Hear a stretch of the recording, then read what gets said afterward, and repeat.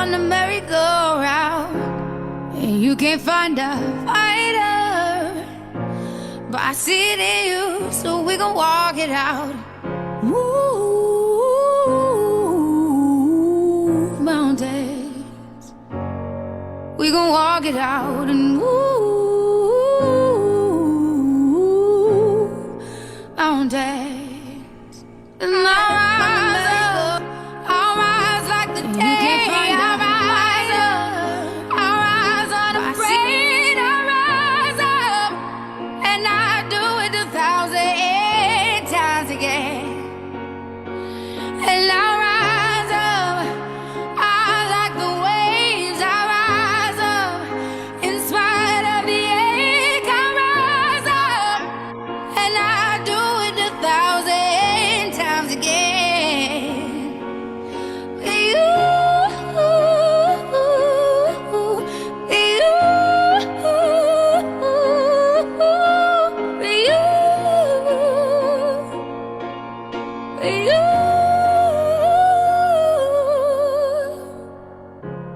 the silence isn't quiet, and it feels like it's getting hard to breathe. And I know you feel like dying, but I promise we'll take the world to its feet. Move mountains, bring it to its feet. Move mountains, and I'll rise up, I'll rise like the day. I'll rise up, I'll rise unafraid. I'll rise up, and I do it 1,000 times again.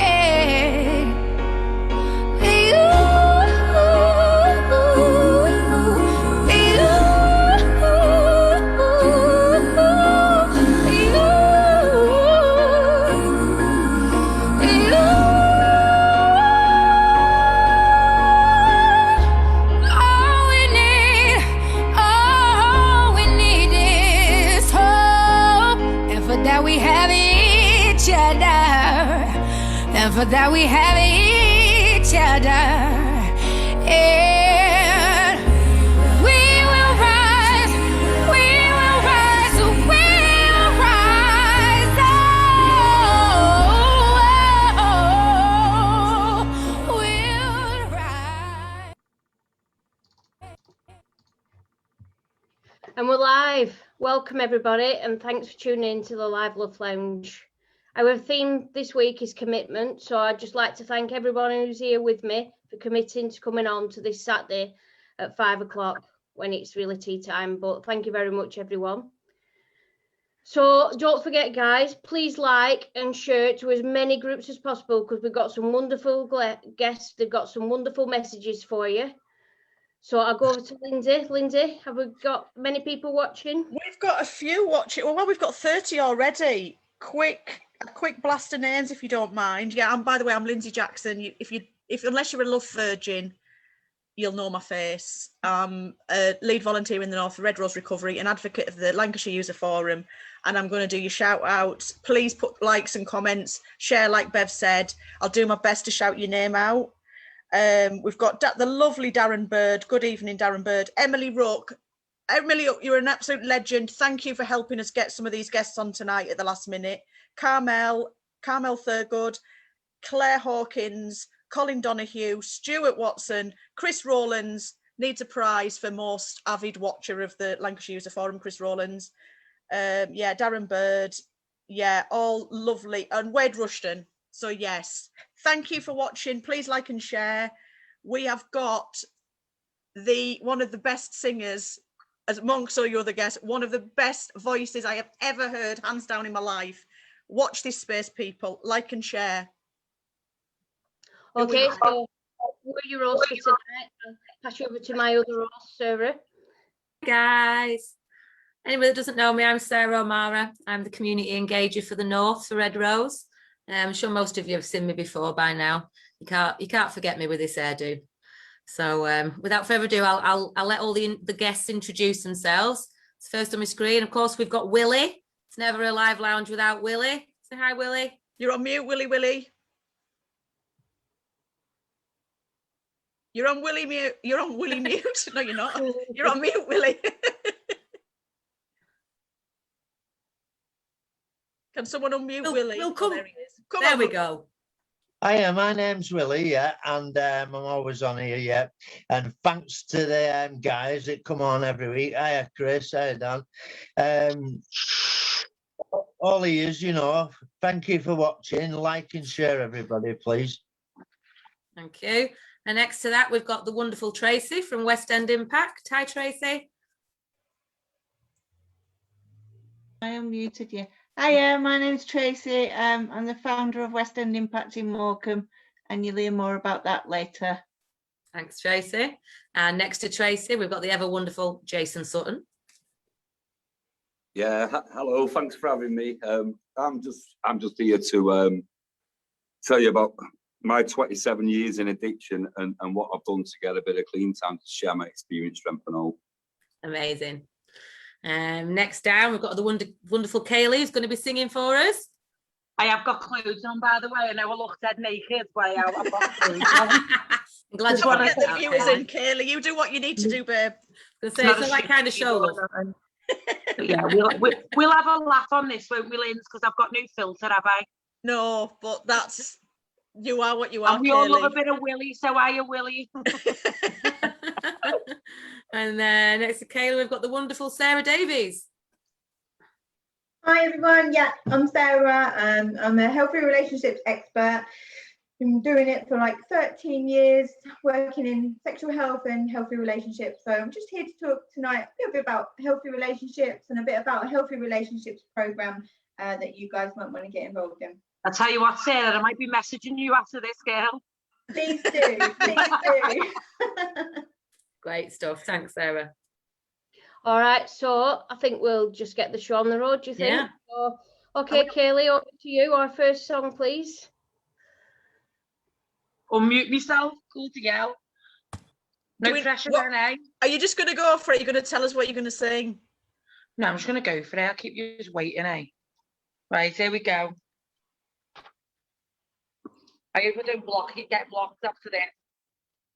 There we go. Oh, sugar.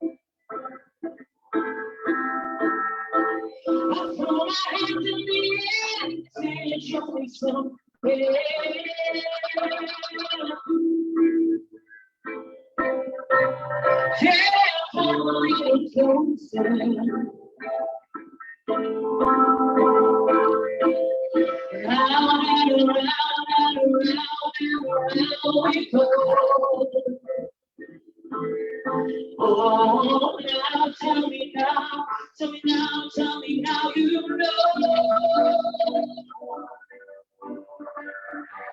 You're really sure how to feel about it. Something in the way you move makes me feel like I can't live without you. It takes me all away. I want you to stay.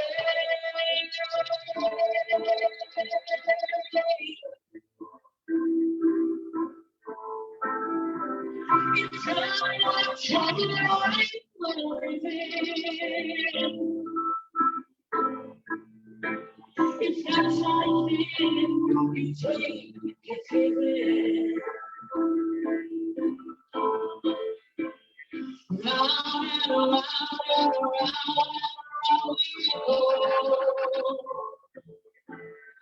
Oh, now tell me now, tell me now, tell me now, you know. I'm really sure how to feel about it. Something in the way you makes you feel like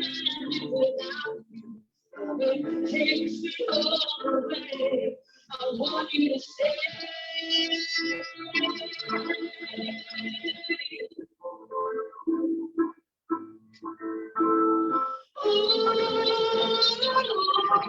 The reason I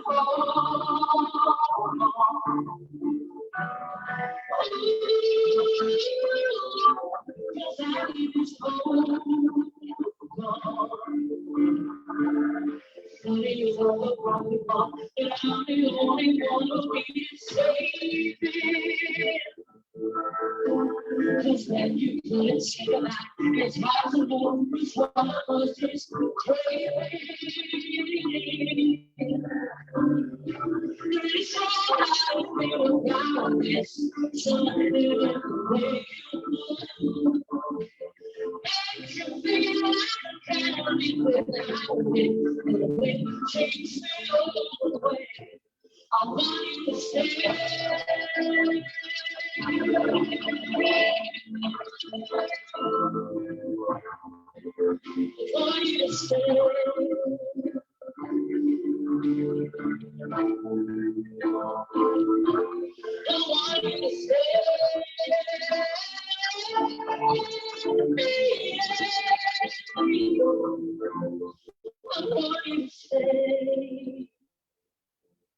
Is that all right?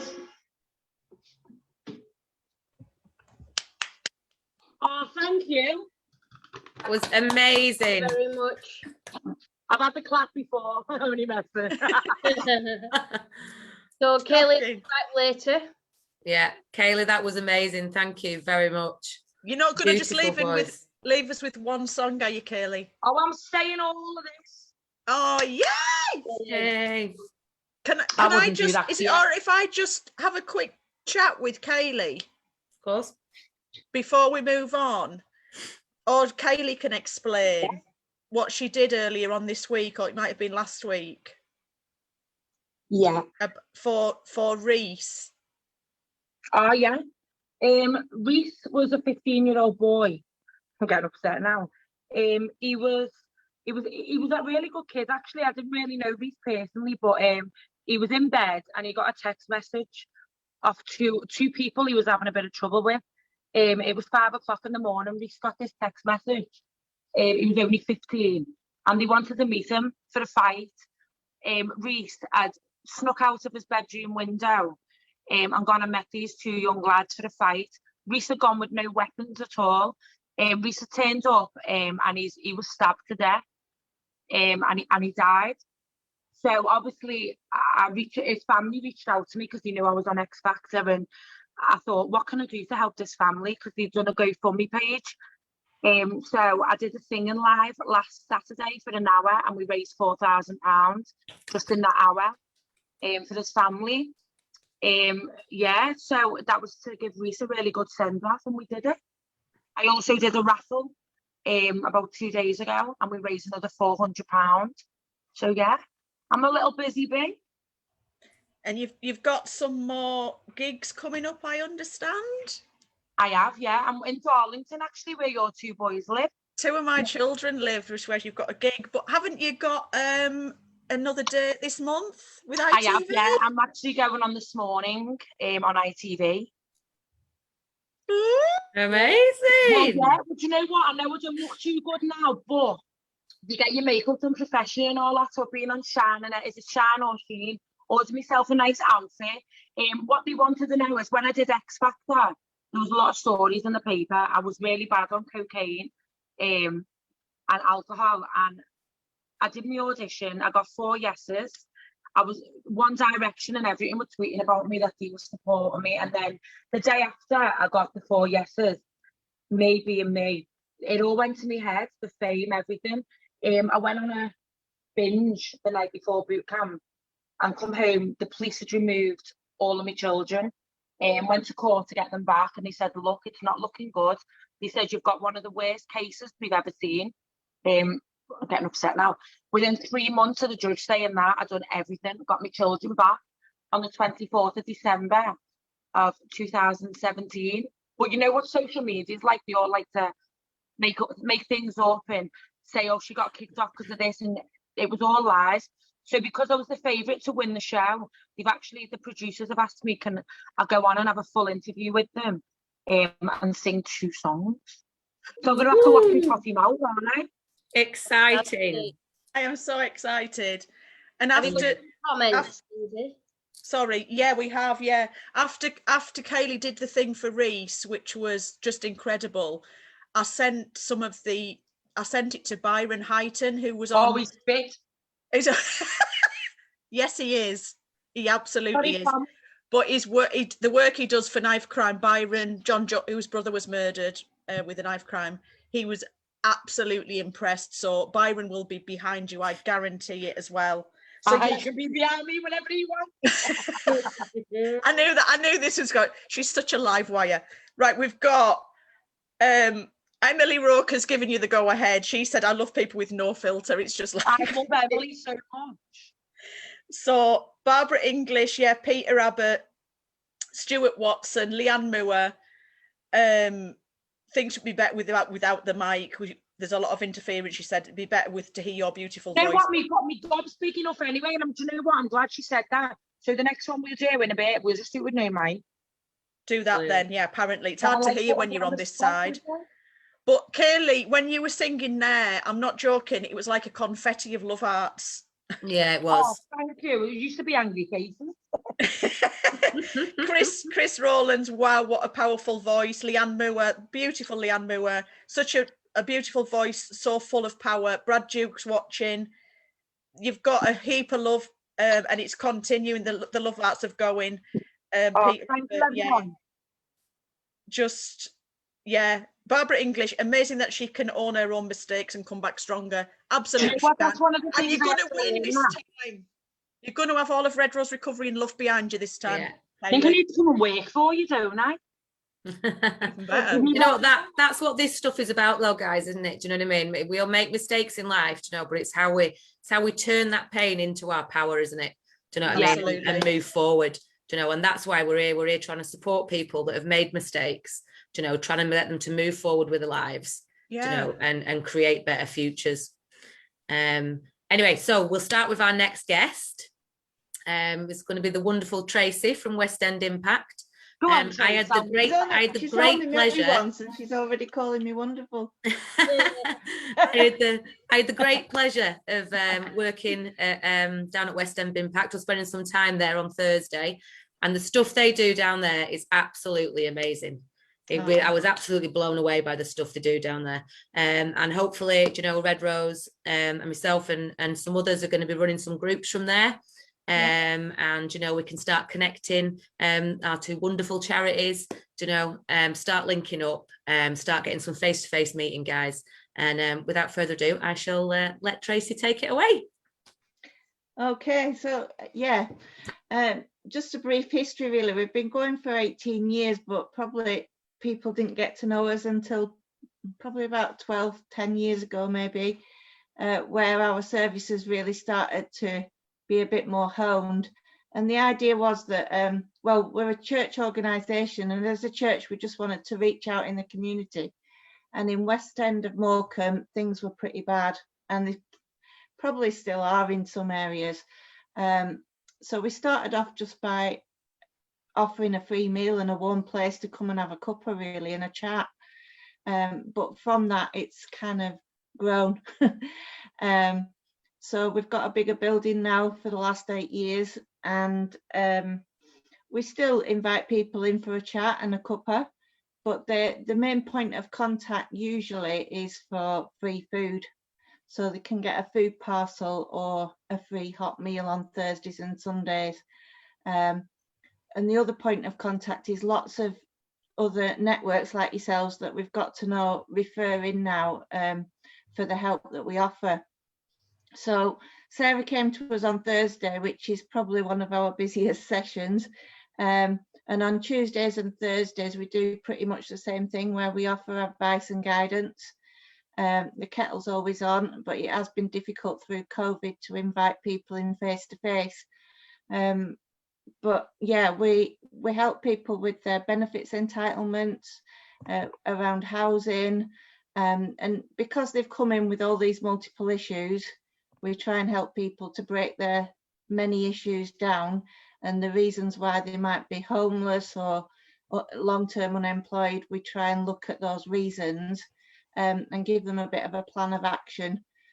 And we always ask the question when they get overwhelmed, how do you eat an elephant? And it's one small chunk at a time. So we try and break everything down so that each little thing is manageable, and persuade people, enable people to tackle one problem at a time. Obviously, if they need our complete assistance in that, then we try and give it as much as we can. We make phone calls for them, make appointments, and what we've found over the years is the best way, if the agency can come in and meet the client at the centre where they've already familiarised themselves, started to feel comfortable, then there's usually more success of them having that appointment. So yeah, that's 2 days a week, and then on Wednesdays we have the whole day is for mental health, really.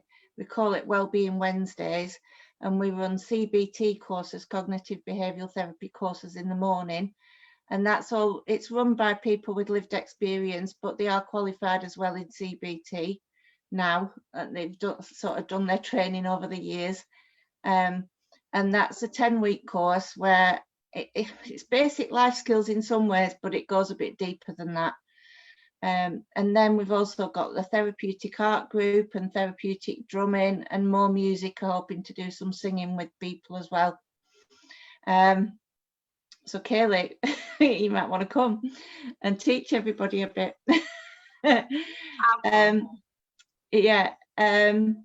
So yeah, apart from that, at the moment it's been quite difficult because of COVID that we haven't been able to invite people in for a free meal like we normally do. But we've just been able to open our 2 shops on Yorkshire Street, which is just really near to where we are. We did get one of the BRIC Red Rose recovery fundings for that, because we're inviting people in to learn new skills, and that includes recoverers of absolutely anything that they might be recovering from.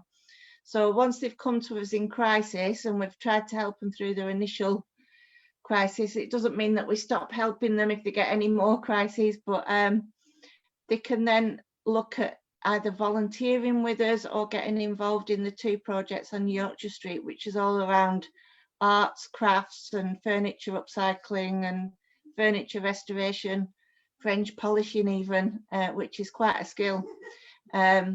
We also get people to develop their products so that they can sell them in the shop, which means that they can earn a little bit of money again. So we've had some people that haven't earned a wage for years have earned a wage, and they just burst into tears because they've got some purpose again and they feel like they've done something useful and given back. And it's the same with volunteers that come. We try and mentor them and help them to kind of become more employable. So they could be cooking, it could be just general running of the centre. We've had building projects that people have got involved in, and repaints and different things like that. And it just really builds confidence, helps people feel that they've got something to give back to the community. And then a lot of people that we know have then become employed or set up their own business, which we've helped them in. And we also do AQA qualifications for people as well. So yeah, that's generally what we're doing. We do have a youth club, and we've got a youth worker that goes into school, but at the moment that's not happening because of COVID. Yeah, so that's about us, I think. Has anybody got any questions? I have, Trace. You know, you said you do fundraising and stuff. Yeah. That's something I could really help you with as well.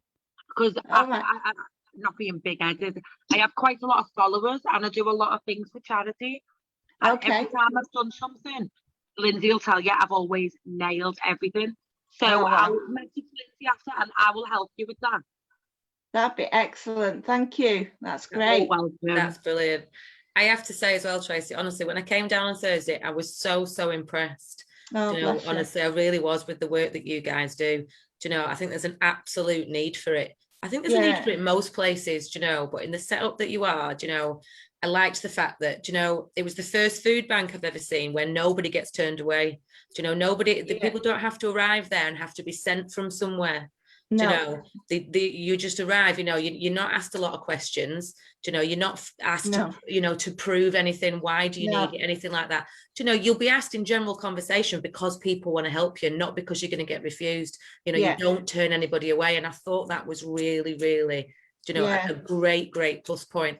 Do you know, I saw so many different people, you know, just from different walks of life, you know, coming in and needing help. You know, some of them needing it a little bit more long term. Some of them, you know, just in that short term. You know, lots of people have had issues, haven't they? You know, through COVID. You know, lots of people's benefits have slowed down. People haven't had work. You know, and there's no shame in having to reach out for help. No, you know, there absolutely isn't. not. And it's really, breaking really, that barrier down, isn't it? It's, you know, just like we all at some point in our lives have need. And I mean, our experience of recovery is that my father-in-law was an alcoholic, and we kind of helped him through. He was from Austria though, so it was a very different story over there because there's lots of help. But that was kind of where our heart for recoveries came from, really. So, honestly, I was really, really impressed. It was great. Such a beautiful sense of community down there. Do you know, anybody that needs any kind of help, do you know, or wants to help out with this charity as well, do you know, wants to help out with these guys, honestly, get on board and get down there. You'll be coming on Fridays to do groups, so that'll be great. I will. We're gonna be starting some groups from June. Obviously on our website and things, you know, things will be posted, you know, nearer the time. I think I'm going to be coming down hopefully on Wednesday, Tracy, and seeing what you guys do on Wellbeing Wednesday. Do you know? I had a look at the shops as well that Tracy was talking about there. Do you know, just they teach real life skills here. Do you know, real life skills. I was so impressed, you know, about how, you know, the confidence of some people in there, do you know, just learning that skill and then getting help to promote their own little product, you know, that they've done. Do you know, that's amazing. Really amazing. Do you know, it's about preparing people, do you know, for everyday life and for independent living. You know, really, really good. I'm so excited to be working with you guys. Honestly, I really, really am. And I can't wait to be starting these groups. And thank you so much for coming on, Tracy. I really appreciate it. In the north. And definitely. We're also hoping, as service come on behalf of Red Rose, but as LUF, we're hoping to come down and help you, even if it's just giving out the food and stuff like that.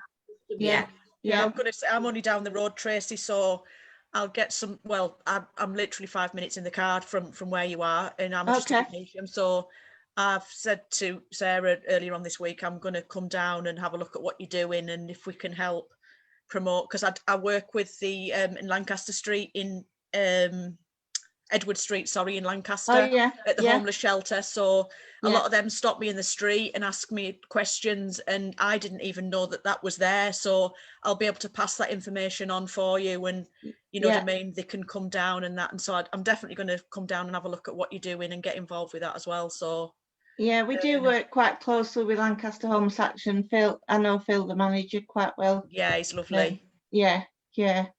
So and it's funny what you said, Sarah, about that acceptance and not having to jump through all these hoops to get help, because just as you left, I had a domestic violence victim. She was arriving just as I left. And we rang to get her into a shelter, and the absolute stuff that she had to come up with on the phone, and the stuff that she just had to tell all her history, and they were bringing her out petty theft from 18 years ago, and I kept saying, stop going so far back into her history. This girl wants to move forward. And it really, really got to me. But you know, that's what we take everybody at face value, and if the 2% abuse our system, they're no well and good. Some people do, but hey, so what? You know. It's the small price to pay, isn't it, for those other people out there, do you know, that are falling through the cracks, do you know, that aren't able to access that help because of all the red tape, do you know, sometimes that's involved. That's it, isn't it? It's a small price to pay to help to pick up those people, to support those people. Absolutely. Amazing. Absolutely. Yeah. Thank you so much, Tracy. No Yeah. problem. Well, I hope to see some of you at some point soon, but I'm Yeah. going to get off because it's my only day off this week. So Oh, I'll love you and leave you if that's Thank all you, right. Tracy. Thank All you right, so much, take Tracy. care. comments for you. Just 1 second, Lindsay. Yeah, I was going to say Emily Rook again. Well done, Tracy. Sherry Glynn, lovely Sherry Glynn's watching. Jessica Porter. Sorry, I'm late. Glad I'm here. Leanne Moore. What an amazing service you are providing. So many people get overwhelmed with what they are entitled to and paperwork and stuff. The free meals and hot drink is also fab. How amazing are all these services pulling together to make the world such a better place? Absolutely, Leanne Moore. Bless her. And yeah, and the Love Arts again. It's just going. You know what I mean? And Tracy, you've got one of the nicest little faces in the world. Getting It's a bit lovely old little now. Thank you so much, Tracy. So for doing encouraging. that, and I will Thank you. help Really so appreciate much. it, Tracy. Take care. Thank Thank you, you. Tracy. Bye-bye. Bye. Okay, we're going to move straight on to Sarah because Sarah's also, it's her son's birthday and she's come on, but she's waiting to go somewhere as well. So thanks for coming on, Sarah. And I'll No just, problem. Thanks for having me. I'm going to share my screen. I'm not going to bore you all like with a death by PowerPoint or anything, but I wanted to, sure you don't want to see my face all big on the screen. So I'm going to share my screen and do some PowerPoints, okay? So bear with me.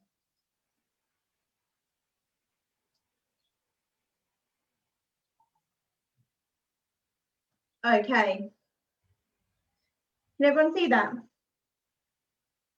Thank you. Okay, so I just wanted to quickly come on tonight, and Bev quite kindly asked me to come on, just to let you know about healthy relationships work, really. As I said before, I've been working in the kind of sexual health, sex and relationship education field for the past 13 years. Picked up a few bits and bobs along the way that I just wanted to share with you guys, really. And if anything I say chimes with you or you're interested, then please write in the comments, let one of the Red Rose Recovery staff know, and we can hook you up with some healthy relationship work, and you can join a program. So healthy relationships, like, what is it? A lot of people go, or I don't know, can't ever have a healthy relationship. But actually, with some help, everyone can have a healthy relationship. And the reason it's so important is because as human beings, we tend to look for connection in other people.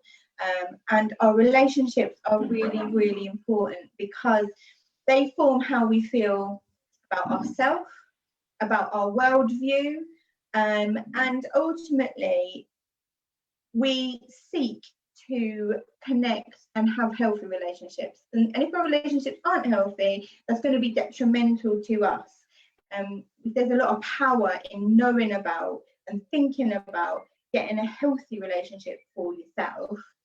The program that I'm going to be talking about very much starts with self-esteem, okay? Because all our relationships start here with us, and you'll hear me bang on about this. Know your worth, okay? Because once we start knowing our own worth, once we start thinking about the good, positive things there are about ourselves, and you know what? We are all precious and special just by being us, okay? No matter what your past is, no matter where you are in your life right now, you are precious and special, and you have amazing qualities. So when we start thinking about those, once we start valuing them in ourselves, we can start thinking that, you know what, someone else can't see how wonderful I am. That's their loss, not mine. We start to get power for ourselves, and our relationships start following, and we start to become healthier and healthier within that. So what else do? We look at self-esteem, but we also really drill down into what is a healthy relationship. We start to think about these really important key aspects that we want, that we need, and more than that, that we deserve in our relationships. And we deserve it just by being us, because we're precious and special, remember? So we really think about, what is it important to me? What are the things that I want? What is it that I need from a relationship? And we really talk about and think about those things. So it's really just a space and a time to drill down into those key aspects. What else do we do? Well, we set boundaries, and boundaries are really, really important.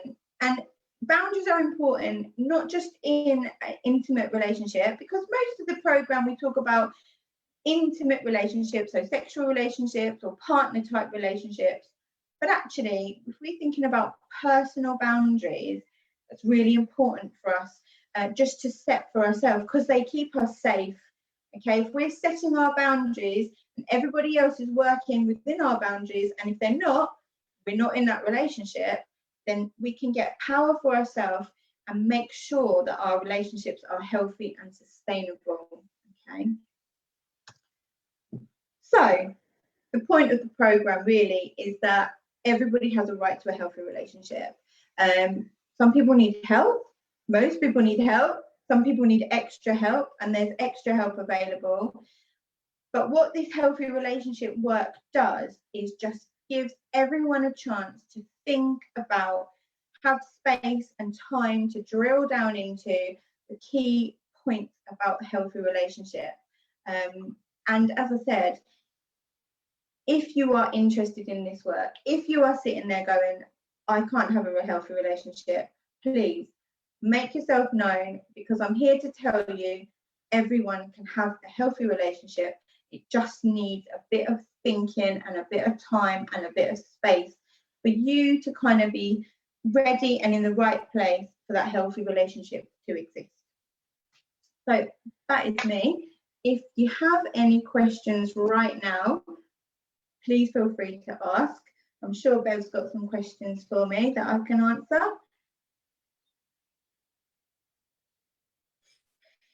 Wow, what a great course that sounds. Yeah, it sounds brilliant. And we've Absolutely amazing. been talking about boundaries, actually, the different types of boundaries. So in Red Rose, like, and how it's your right to say no, you know, it's your space, and if someone invades it, you have every right to say no and set out, that's what I want. So yeah, boundaries are like a wall. If you think of boundaries like a wall that you put up around yourself, we're not stopping people from getting in, we're open to that, but we are saying I will not accept behavior that pushes my boundaries. My boundaries are my boundaries, and they keep me safe within. Yeah, I love that. Yeah, love that. I've seen a lot of people commenting here saying things like, you know, I've known my worth before, you know, and it's been tested recently. Do you know, I think this is something that comes up in a lot of people's lives, isn't it? Do you know, and I think probably something that's ongoing, probably something that people have to keep checking with themselves, isn't it? Do you know, it's very easily, isn't it, to become complacent, fall into certain relationships, you know, and you know, and you sort of forget yourself, don't you? Do you know, I think it's very easy to do. I think it's really, boundaries get pushed and pushed and pushed. Exactly. And what we're here to say is actually we know our worth, we've got our boundaries, and we're not gonna budge on them. We're not gonna compromise. Yeah, I were in a relationship that weren't right, and now I realise that wasn't right. Couldn't see it whilst I was in it, but now I realise like I needed to say no to that. It weren't acceptable. So now I know. I find it easier to say no, but it is hard, isn't it? And when you're in that situation, you can't always see it that it's not healthy, but everyone else around you will be telling you. Do you have boundaries when you're an alcoholic? Because I'm pretty sure I didn't. Yeah. I weren't drinking, you're right, yeah. 30 years of drink. Hey, we've got a new guest on. Who's this beautiful creature with curly?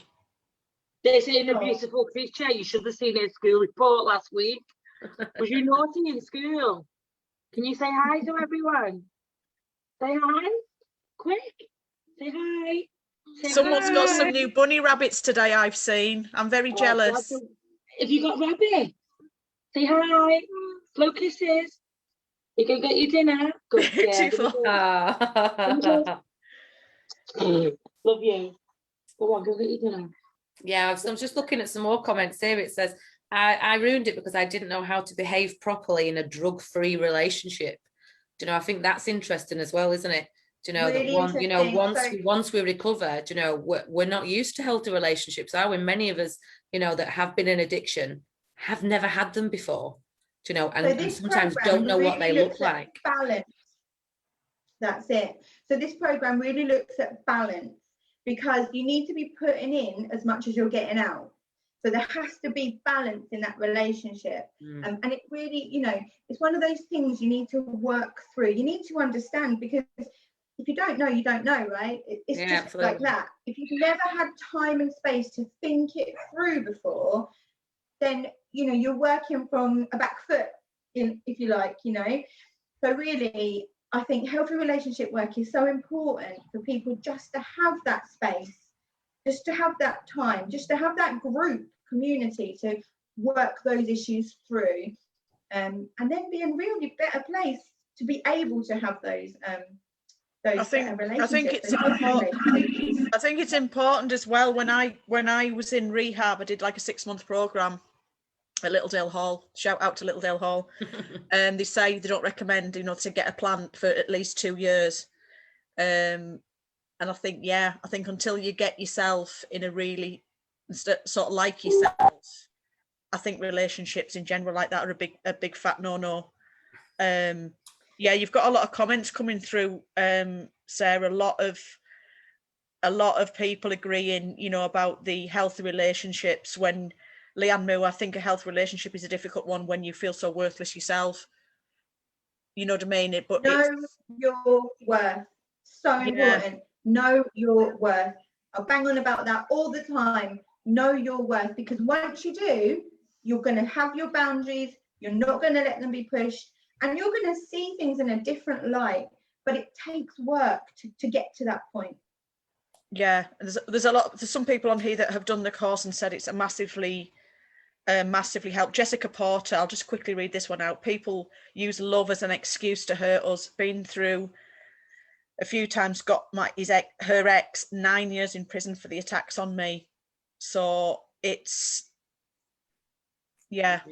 Hard to build yourself back up after these things, isn't it? It absolutely is. My last relationship was 18.5 years, and I think that's not going to happen overnight, is it, to come out of the other side and build yourself back up? So yeah. No, but as I said, everyone can have healthy relationships. I don't want anyone to think that that healthy relationship is not for them or out of their reach or whatever. We all need help with this. Some people need more help, and that's fine as well. Some people need a bit of counselling, a bit of psychosexual counselling. All of that stuff is available, and I want everyone to just feel really empowered to go, actually, yeah, I need some help, but actually, I'm worth a healthy relationship. Yeah. Of course I am. You're worth it just by being you. Yeah. And like you say, it is absolutely possible, isn't it? That's what people need to realise, you know, that people spend so long, don't they, in toxic relationships, you know, especially when they're in addiction and things, come out of addiction, you know, and then don't know what these healthy relationships look like and think, do you know, it's not possible for me. It is absolutely possible, do you know, 100% possible. I know from my own personal experience, you know, it's possible. Yeah, amazing. Yeah, thank you, Sarah, and thanks for have another lovely tune. Yeah, shall we have a song?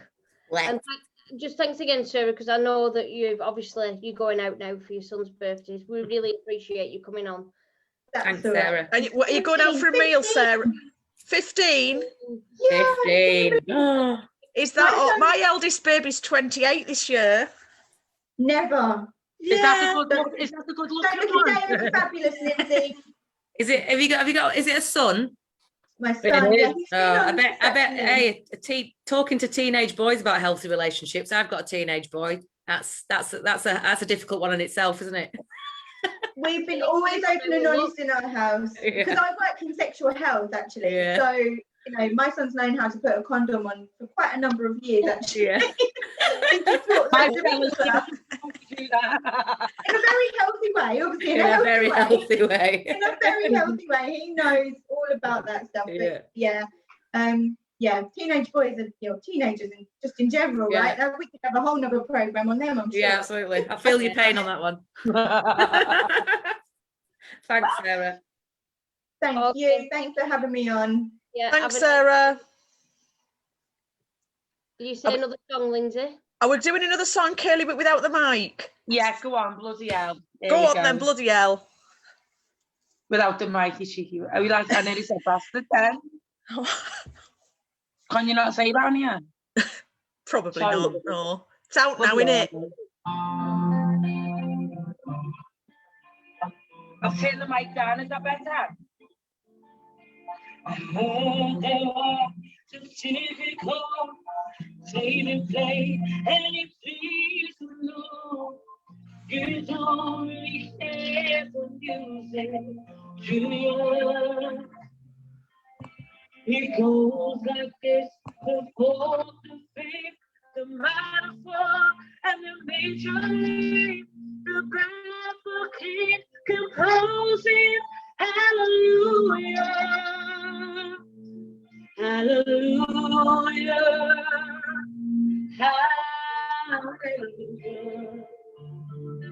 hallelujah, hallelujah.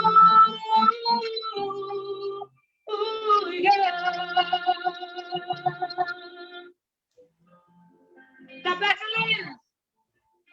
Your faith was strong, but you needed proof. So her baby on the roof of beauty and the moonlight over through you. Well, she tied you to the kitchen chair. She broke it from and she put your hair and promised she do the hallelujah. Hallelujah.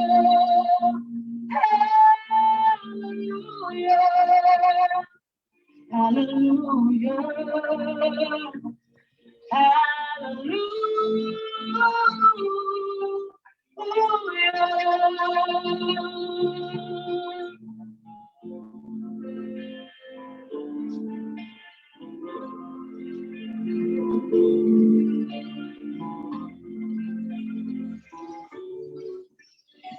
Well, maybe there's a God above.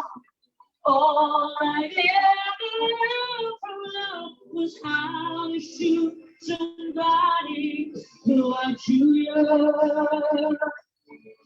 Well, it's not a price that you hear a lie. It's not someone who sees the light. It's a call and it's a broken hallelujah. Hallelujah. Hallelujah. Hallelujah.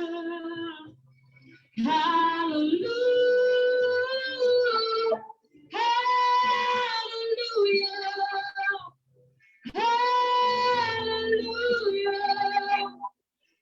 Hallelujah.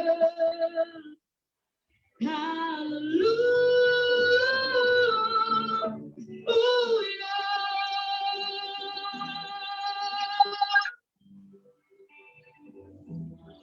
Hallelujah.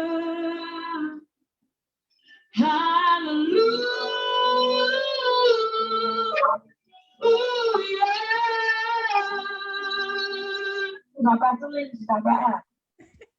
Wow. Yay!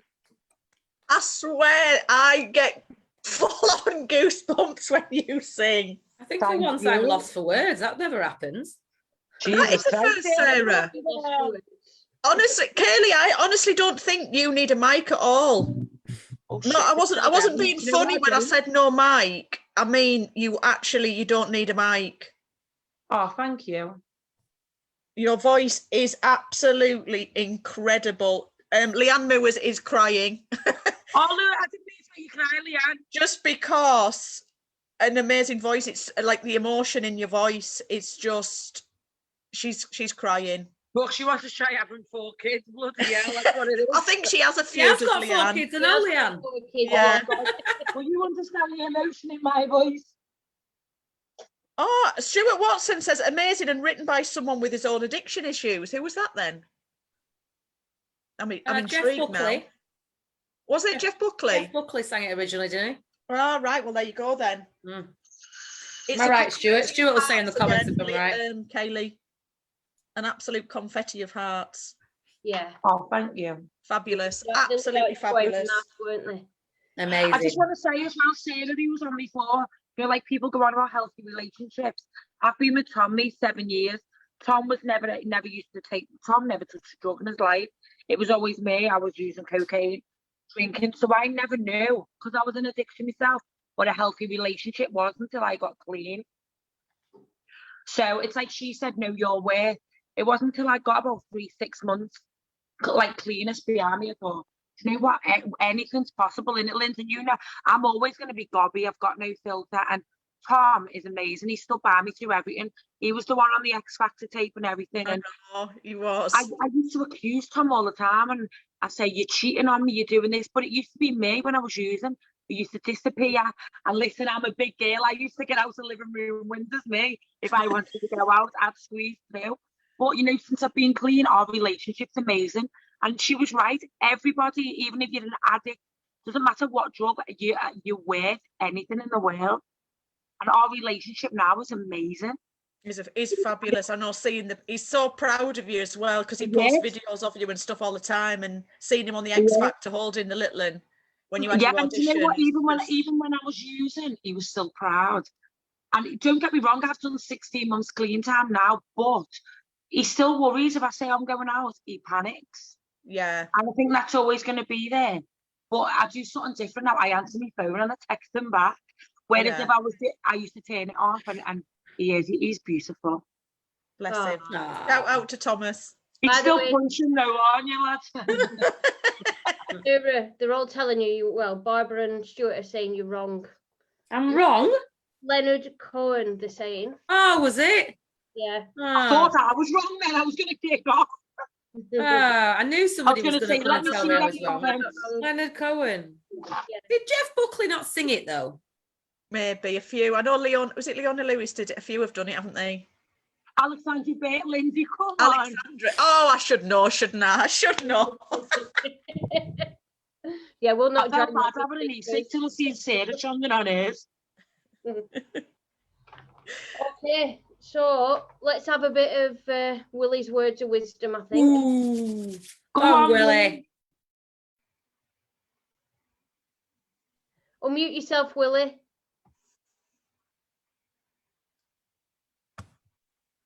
Yeah, thank you for watching again tonight while I share some words of wisdom. Chris, he'll be watching all the time. Yeah, he's a good lad. Here goes anyway. You'll face many defeats in your life, but never let yourself be defeated, which means don't give up, keep going. The happiness of your life depends on the quality of your thoughts. That means think happy and you'll be happy. Small steps in the right direction can turn out to be the biggest step of your life. That means take one step at a time and go forward. Want some more? This is from some of the most powerful quotes there is. You must be the change you wish to see in the world. The most positive quote. You're off to great places.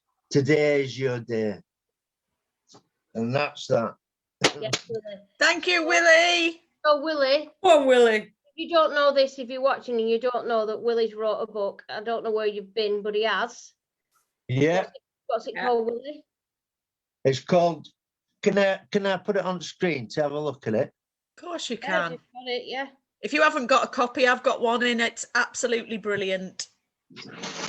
Yeah, and to get a copy, if you go onto the Red Rose website, www.redroserecovery.org.uk, you'll see we now have a shop. And if you want to buy Willie's book, it's in that shop. It's available now. So, Willie, I'm going to buy your book. Can you see It's it? brilliant, Kaylee. See it, Willie. We love you, Will. Yeah.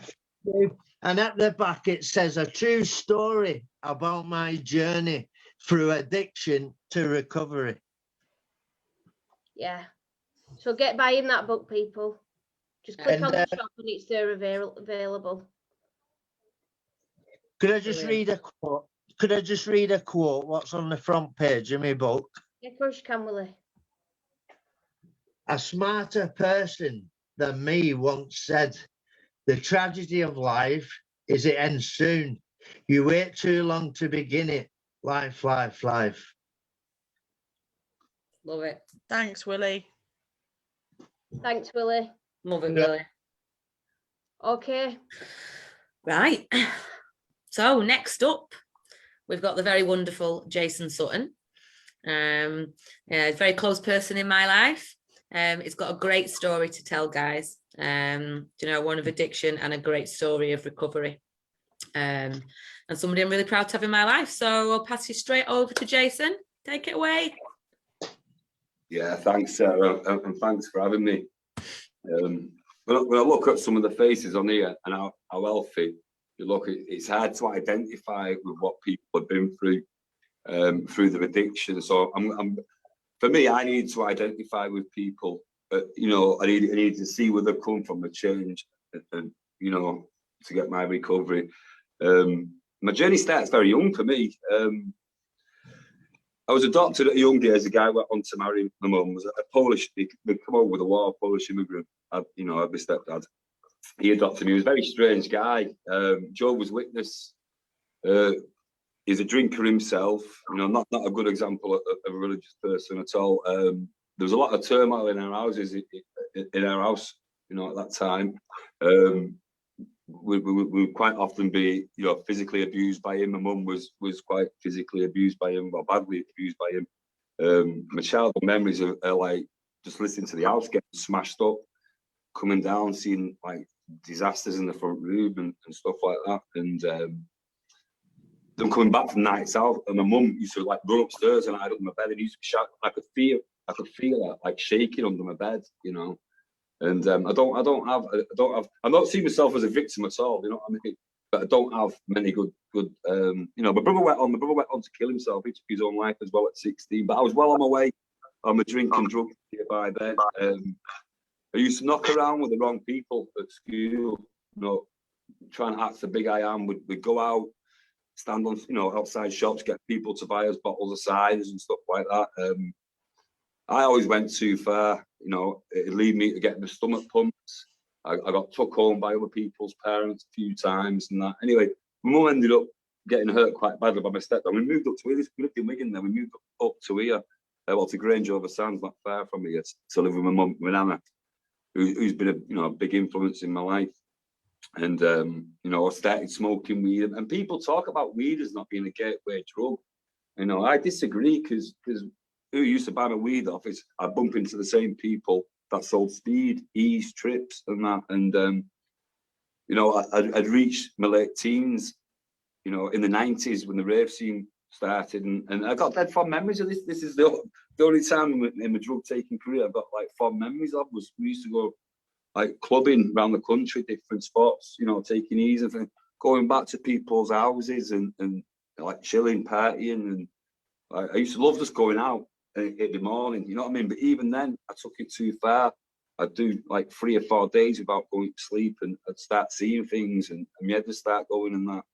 And it was during these times I met Claire, who I went on to have 2 kids with, and her brother was a heroin addict, and he came into our lives, and he knew a few people in Ulverston, you know, that had disabilities or accidents, that were on strong painkillers, things like Dycanol and Palfium and stuff like that. And we started buying them and messing about, injecting drugs as well, you know what I mean? And so did my partner at the time. And I think I was 18, she was 17, we had my first son.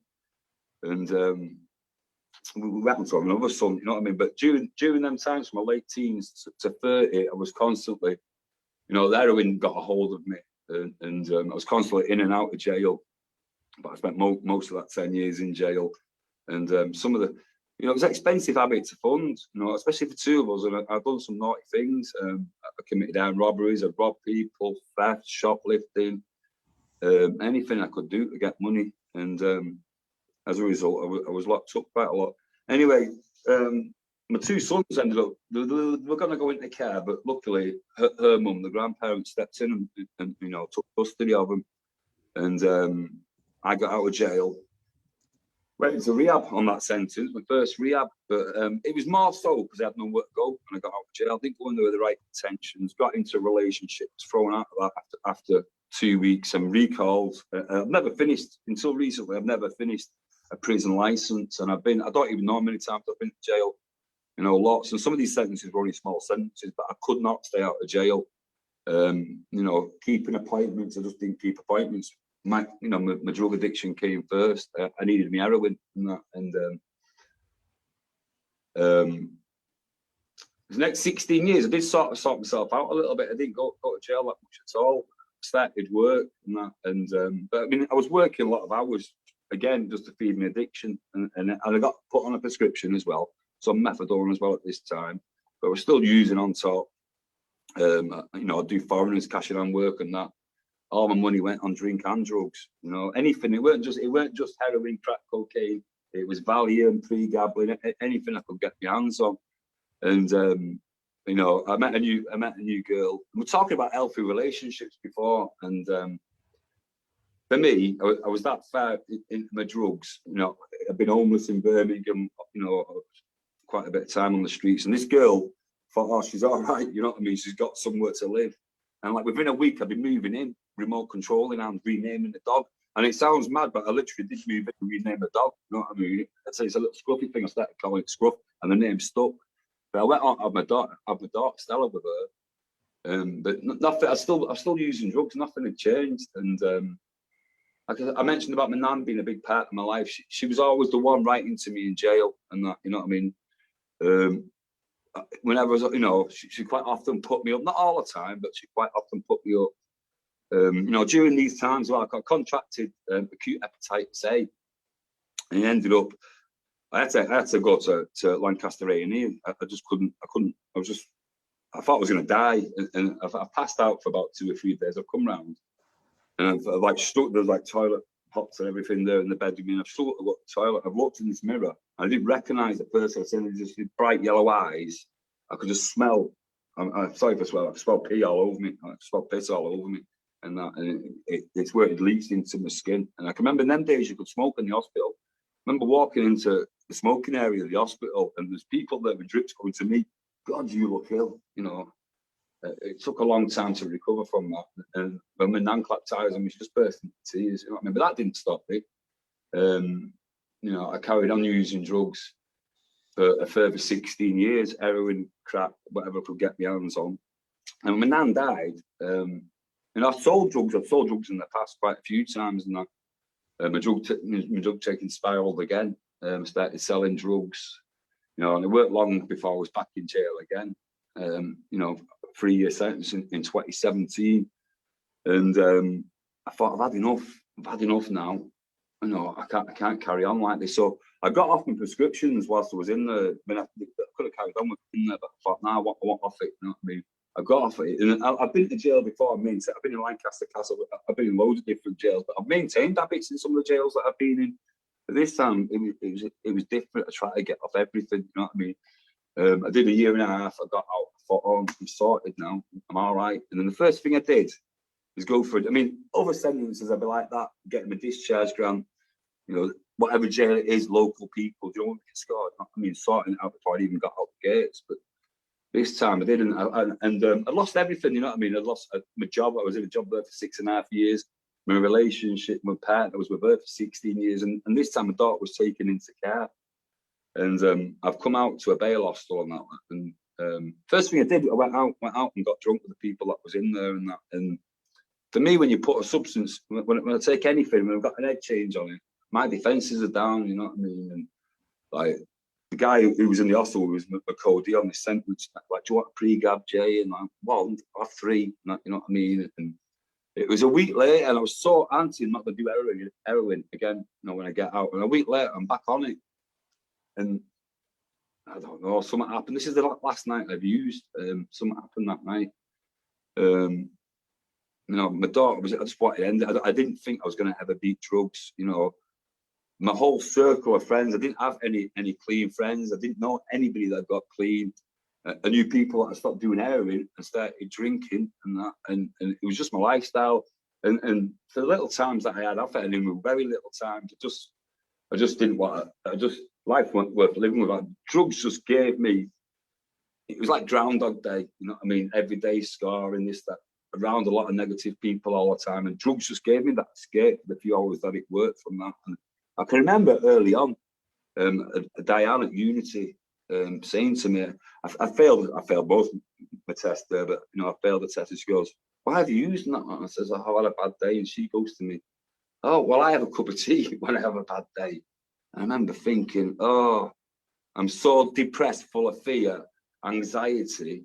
I hate life, and that, you know what I mean? It's my release from that. This is what I wanted to say to her. I didn't say this, you know what I mean? Never mind the physical withdrawals, you chatting cups of tea. I thought you hadn't got a clue. Now, that was one that I liked as well, one of the unit workers that I liked. But anyway, yeah, I've come out of jail. I'm in this hospital. My head's in bits. I thought, you know, I thought I'm fresh now. I can end it. And I looked that night to end my life. I was, you know, all sorts were going through my head. But I was going to take a dressing gown card and hang myself. And then I started panicking and thinking, if it snaps, I'll be in a lot worse situation. And then I went back to when my brother killed himself, and the destruction and pain it caused the family, wounds that still to this day haven't healed, you know what I mean? And I thought, well, your daughter's in care now, you're going to throw that on the toes as well.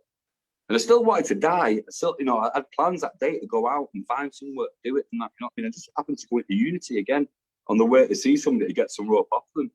And I mentioned about naltrexone. The only thing I hadn't tried at the time was a drug called naltrexone. It's a blocker. And I remember going in there and the lady saying to me, "Oh, you have to have a liver function test. It's going to be a 2-week wait." And she's seen in my face I didn't have 2 weeks. And I've seen the same thing recently. You know, she knew I didn't have 2 weeks, and she phoned a rehab up and got me in there pretty quickly. And I went in and started what's called a 12-step program. And I did, you know, I'd been locked up for a year and a half before going into this rehab, so it just felt like I was back in jail again. You know what I mean? I had no freedom, but I stayed, kept my seat.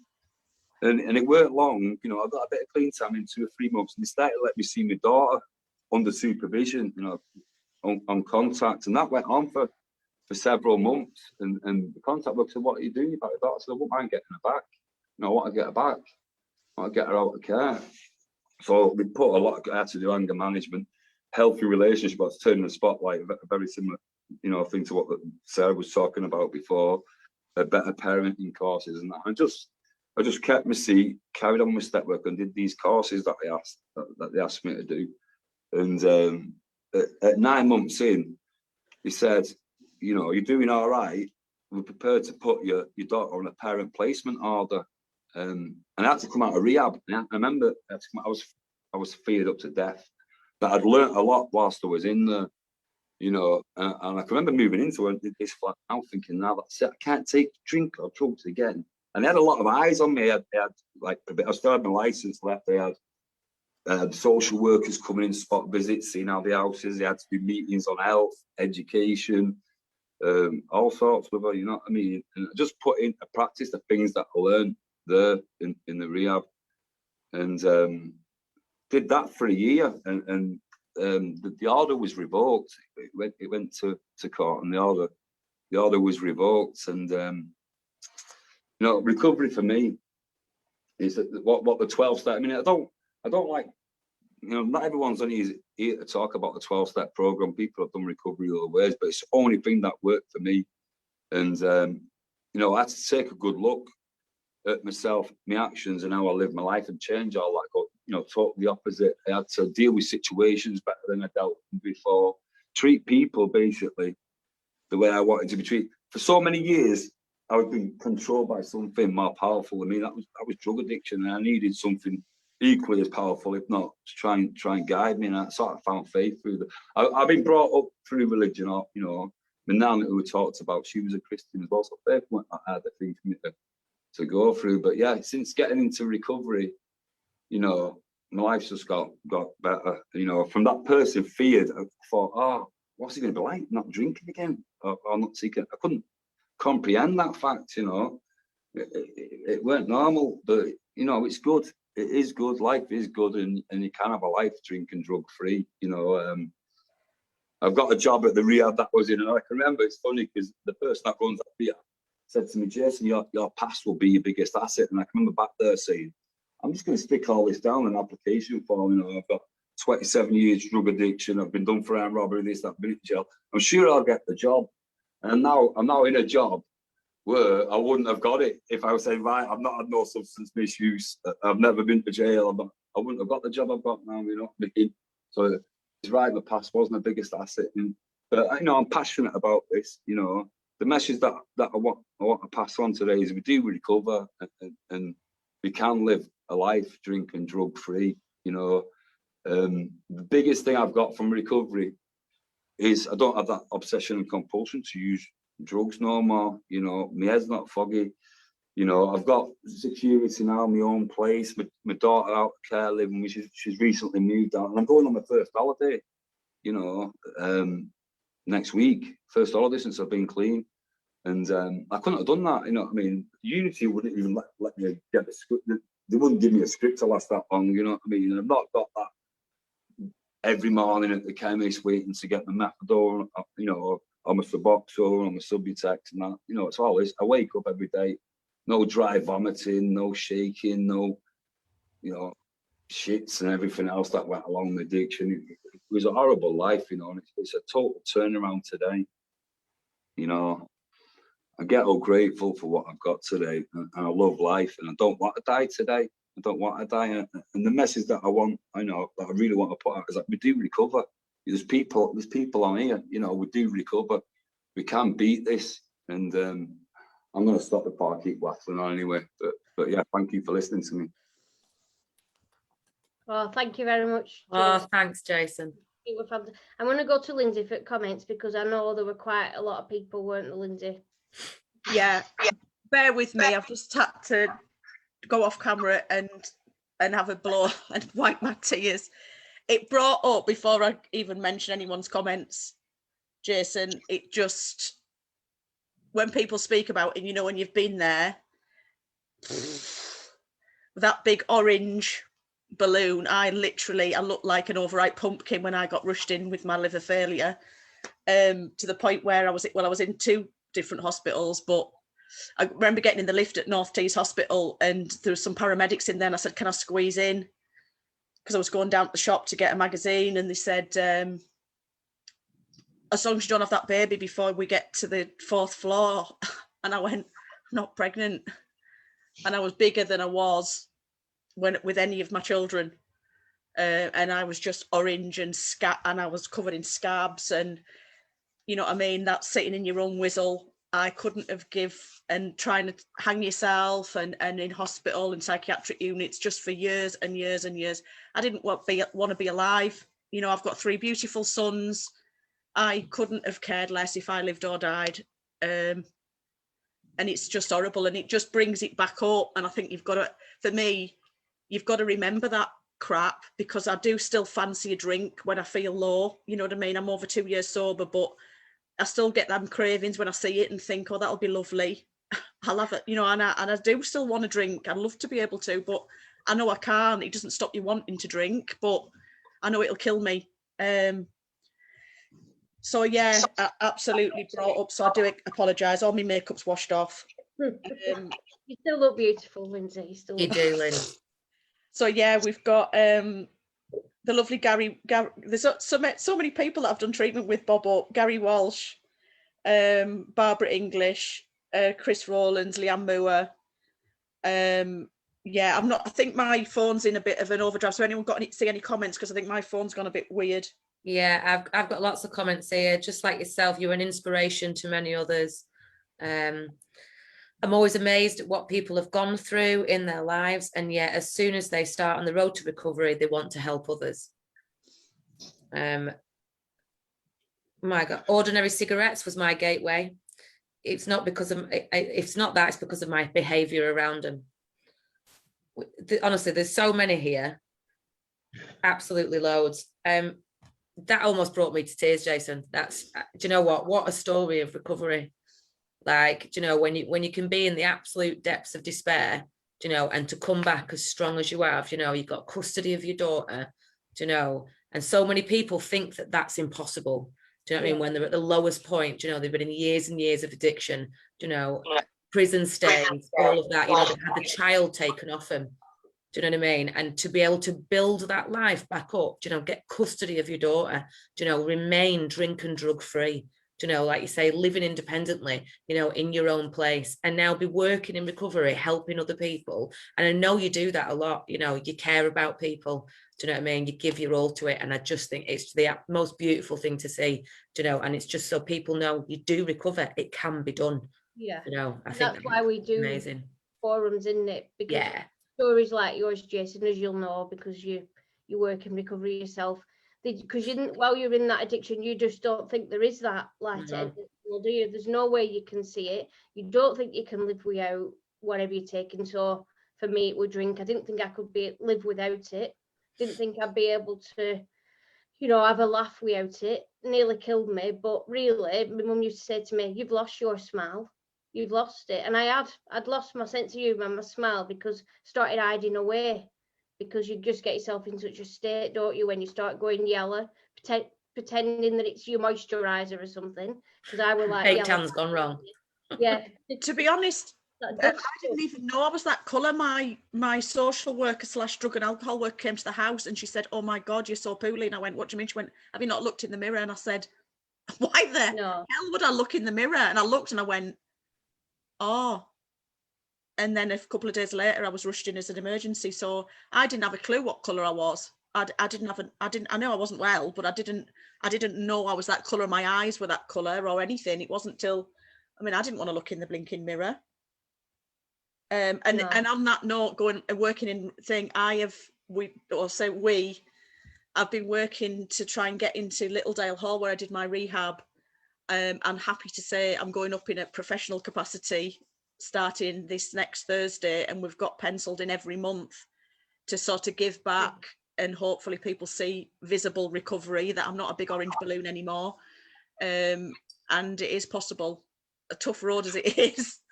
So I'm hoping to inspire some others and just... Good on you, Lindsay. Yeah, thanks, Willie. Good on you, love. You deserve it. Thank you, sweetheart. A lot, love. You've worked hard enough. Thank you. Amazing. Nice stories, Lindsay, isn't she? Yeah. Nice story. So thanks again, Jason, for coming on and giving your time up. I can see you're a City fan, and obviously FA Cup finals on at the same time. Job City aren't in it. I don't think you'd be here then, would you? We're not in the FA Cup, so I'll wait for the Champions League final. I'm not bothered about that one. I don't think Chelsea are winning yet, because my husband's a Chelsea fan and I've not heard the Dempsters battle or anything. As long as they don't win next week, that's what matters. I love it how you had to put your City top on as well, just to make sure everybody was aware. I won't put any of my tops on. I'm a Burnley fan. We just got slaughtered 4-0. So. Yeah. Anyway, moving on to Mel. Are you all right, Mel? Hello. Are you okay? Yeah, good, thank you. Thanks for having me on and inviting me. No problem. Today. It's been really it's been lovely to hear everyone's projects and stories tonight as well. Good. Yeah, okay. Do you want to tell us about what you're up to? Yeah, so I have a cake business which I set up last year after not so long after I had a relapse early last year. I'd had a period of a few years of stableness, sobriety, and then I just had 3 months where I relapsed quite spectacularly. Anyway, to cut a long story short, I was able to nip it in the bud quite quick, so I thought I can't go down that route again, not another 20 years. So anyway, so I set up a cake business, but what my idea that I had was I'd seen a lot of like art recovery groups, like, and creative groups where they focus on mindfulness and, you know, getting creative, meeting with people in a safe environment. So I wanted to do something similar. I wanted to offer cake decorating classes And so what I did is someone told me about the Brick Fund. So I put an application in and I was successful in getting that. So that was really good. So in June and July, I'm going to be starting my first cake decorating classes, and they're going to be completely free for people in recovery. I'm going to be starting them off in St Anne's initially. I'm going to do like the first one I'll do is a 6-week pilot, and just to see like what people like about it, what they'd like to do, and then from then on hopefully expand it a little bit more. So I'm going to start it off in St Anne's, but hopefully when I've got some more transport towards the latter part of this year is take it to other places as well. So, and that's it in a nutshell, really. Anybody had any questions on that? Yeah, so I spoke to you, didn't I? And I spoke to Lorna. So a bit of luck, you just said you're going to be starting that group there. I think Lorna's found a space for you to go in, because Lorna's got Keys to Inspire. Yeah. So that's fantastic. Yeah. So how easy would you say the process of the Brick Fund is? Oh, it was really good. Yeah, like the application was it was quite straightforward. I just put down what my idea was and how much I thought it was going to cost, with some costings, and I spoke about what I wanted to get out of the project as well. So I talked about it being about connection with other people, being community based, and also being able to expand it in the future, so you can get skills like do your food and safety certification, and hopefully it might inspire someone might come and thought, oh, I really enjoyed that, or I enjoyed the artistic aspect of it, and they might look for something else that's more art based, or maybe something that's more geared towards catering. So the possibilities with it there's loads, really. So I spoke about that as well, for how it would benefit the community, but more so the recovery community.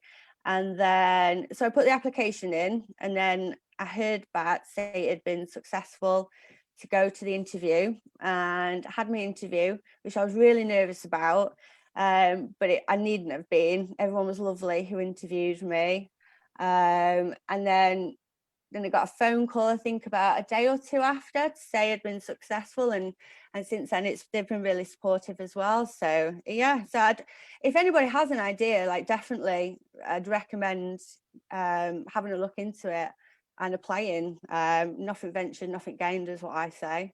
Yeah. So I can't wait to get it started. Brilliant. What's when you say you're going to be decorating cakes? So what sort of thing? Is like icing? Are you making figures out of icing? Is it like piping? What sort of stuff is it? Yeah, also it's going to do piping flowers with buttercream, making sugar models, sugar paste flowers, making bouquets, so they looked like a bouquet of flowers but they're actually cupcakes. So I'm going to do something different each week. When I first had the idea, I was going to do it so it'd be, you'd have to do like the whole course, but then I thought that's not really, we all have busy lives, don't we? So I'd rather it just each session you can just drop in and learn something on the day, so that more like each session is like a standalone session. But the thing that made me do it, like think about it, is when, like a few years ago when I first got sober, I found it really difficult to know what to do with my time, because all I was like, let's say hobby, like all I did was drink. That was what I did. That's what I did with my time. Totally relate to that. Yeah, so it was like, what do I do? Especially at night when you're getting cravings, and you're trying to get out, not just of the physical addiction, but the psychological addiction of having a drink as well. I found that just something like when I first started, I couldn't bake for toffee. But I found I'd bake a cake or bake some cupcakes, and I will have found that 2 hours had gone past when I was really focused on something. And that's why I think it really links in with mindfulness as well, which is really good. It just takes you out of your own mind and you're focusing on something, and it's creative as well. And at the end of it, you realize, oh, I've spent 2 hours and I haven't thought about having a drink at all. And it just started from there, and I just practiced and practiced. And then I went back to it when I had a relapse early last year. I ended up losing my job and everything. Like, well, you know how it goes. Like, Yeah. I thought, oh, it'd be different this time. It wasn't. And then it only took 3 months, and I'd pretty much like destroyed everything that I'd worked for in my years that I was sober in that short space of time. Yeah.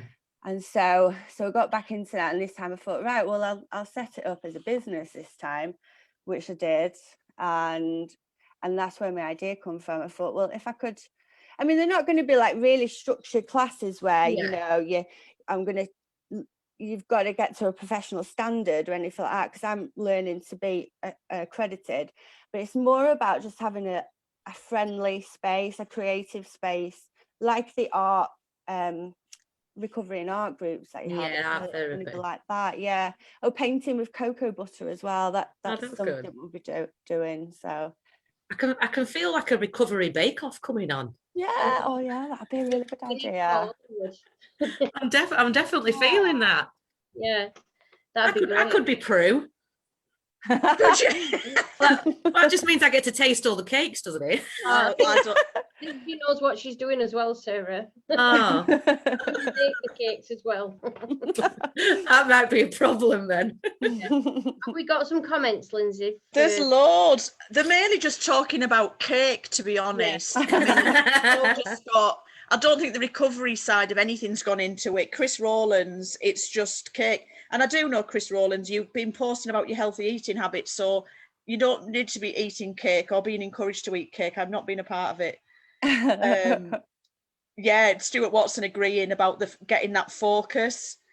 Yeah, Barbara the same. People wonder why I love to keep busy at all times, and yet it's to take your mind off things and concentrate on other things. Yeah. Chris Rowlands again. Ooh, buttercream. No, Chris. Stop. When your healthy eating goes, don't be blaming the LUF because you're saying ooh, buttercream. Someone mentioned buttercream. Pete Yarwood. People closer to the community make the decisions about where the funds should be allocated is a must. Well done to the recovery community. Yeah, just on that, the brick fund, I actually got Barbara English. They're just having an argument about cakes and what. Okay. Yeah, on the brick fund, I actually got myself one. Oh God, I keep saying I'm on the verge of launching my business, but things keep getting in the way. Oh no, it's some of it just me. So I applied and I found the actual application really straightforward because I'd sat on the panel to see what about the giving back to the community. Mm-hmm. So we've just put the order in actually this afternoon for ours. So I'm just gonna have a quick flat because I will be coming onto the LUF, but I just thought I'd show.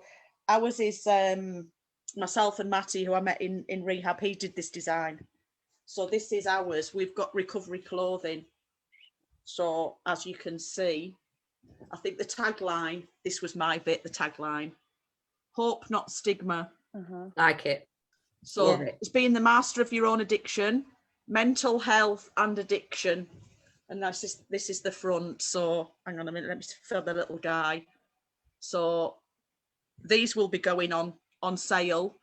And we've signed up, we're giving like profit, the percentage of profits, a big percentage of the profits back to the recovery community, to Mind and to addiction recovery things. But the actual brick process I thought was pretty easy. You know, once you do it, once you realize what, if you're giving back to the recovery community.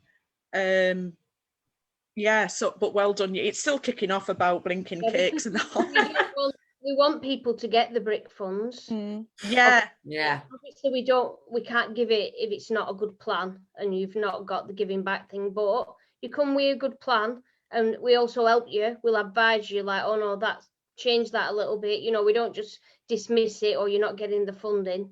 We also have a group that we do. It's going to be on a Wednesday now. It used to be on a Friday, where you can come with your brick at the start of it and we'll advise you how to fill in the form. So we really want people to get the brick funds. We don't want people to fail. We want back to community and you to have a business yourself. So Yeah, I think it's on our website. So same website again, www.redroserecovery.org.uk. And if you just scroll down on that page, you'll see it says BRIC in big letters, and you just click on that for the application funds.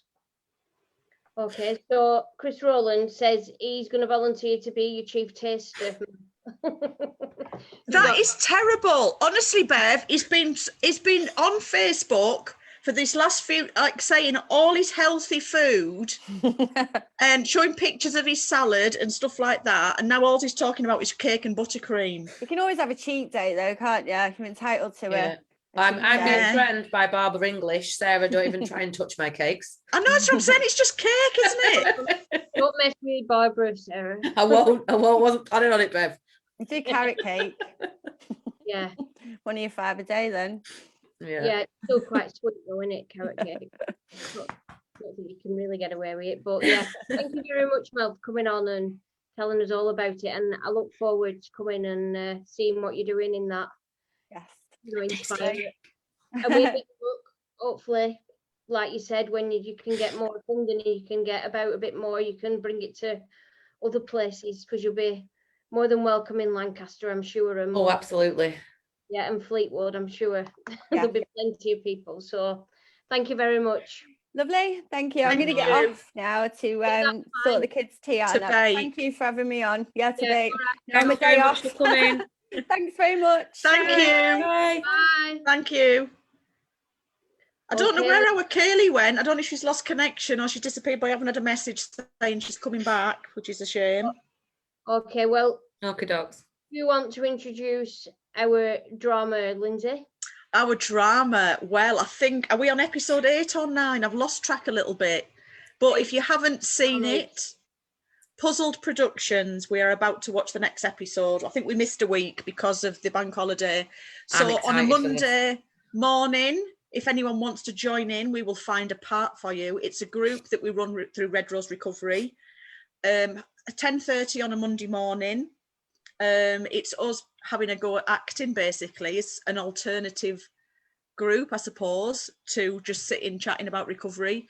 We cover some quite serious issues. We've had a bit of knife crime, and we've had drug addiction and jail. So this one is about domestic violence, and we're on, like I say, episode 8 or 9. Don't quote me. Anyone has missed episode 8. Series 2 we're on now, so if you've missed series 1 or any of series 2, they're all on YouTube. If you do catch up, or even if you've already seen them, please could you go on YouTube and just put a like and a subscribe on there. That doesn't mean it costs you anything. That would be lovely. But all the other episodes are on there. Ooh. I know, it's exciting. Yep, okay, well, it is exciting. Here we go.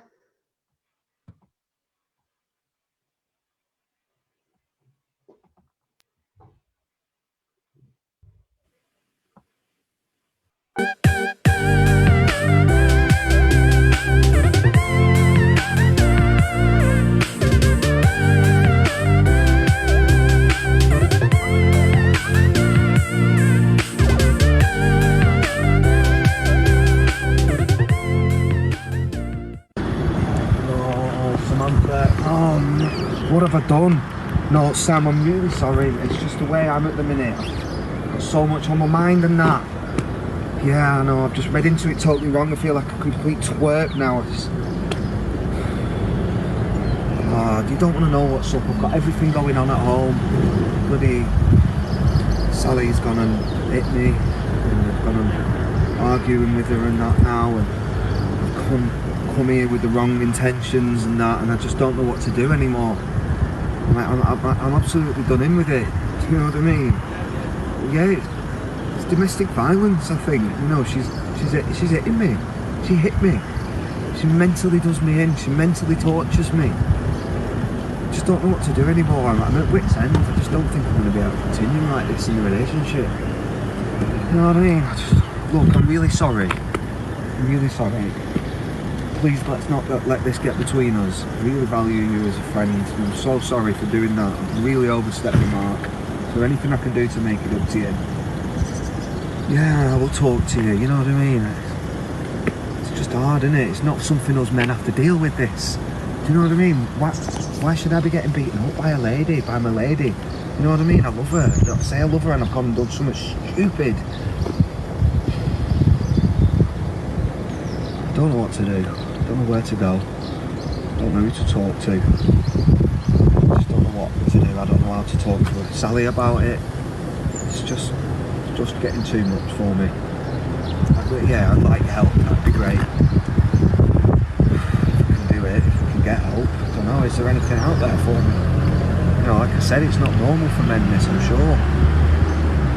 Yeah, well, of course I want your help.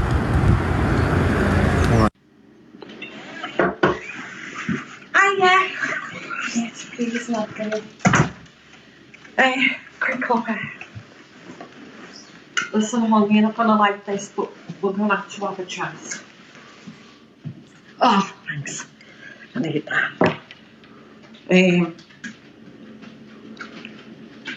We need to talk about what's going on with Dad. I know that you didn't know. I know he's been in contact with the people that deal with domestic violence. It can't go on like this.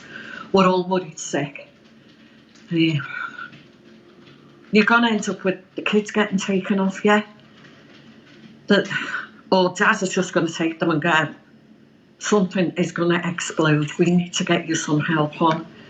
We'll have to contact somebody. We'll have to go through something. You've got to admit that you need the help. We know that you need the help. And you know what, how we feel. It's absolutely horrible just watching this going on. It's not right for the kids. It's not right for you.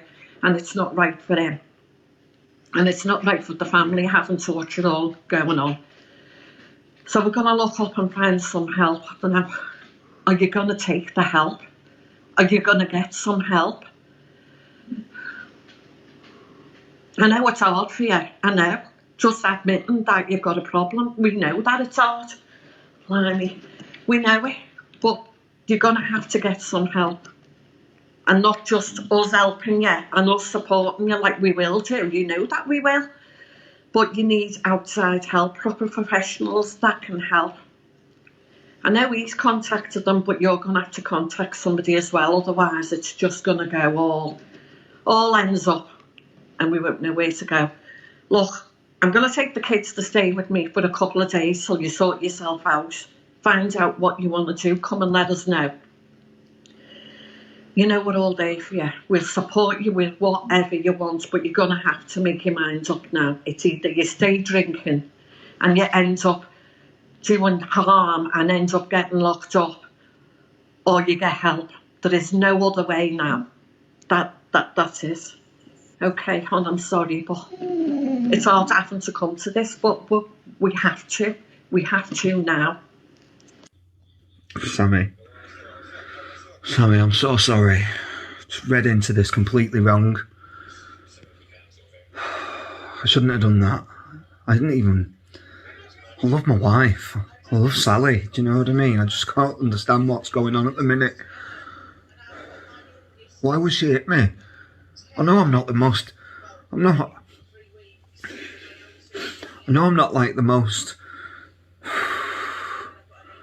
I'm hard work. I know I'm hard work, but I don't deserve to be hit by my partner and treated the way I'm being treated.